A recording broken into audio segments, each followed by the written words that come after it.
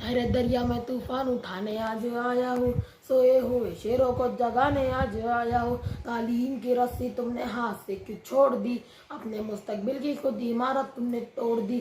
Fun के कुएं तुम्हारे आज सारे सूख गए, इल्म की नदी के ये किनारे आज सूख गए। वक्त अब भी है तुम्हारा, बच्चों को पढ़ाओ तुम ना आगे बढ़ सके पर इनको तो बढ़ाओ तुम।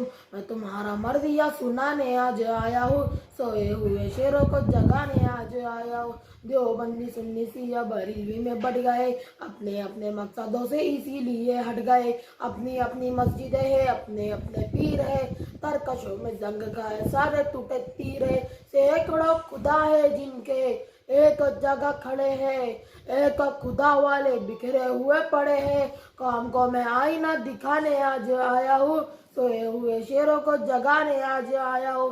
फौज पे हजारों की 72 कभी भारी थे, दुश्मनों के चेहरों पर तुम्हारे खौफ पाई थे। दुश्मनों को किसने जंगे बद्र में पछाड़ा था, कौन था वो जिसने दरे खैबर को उखाड़ा था।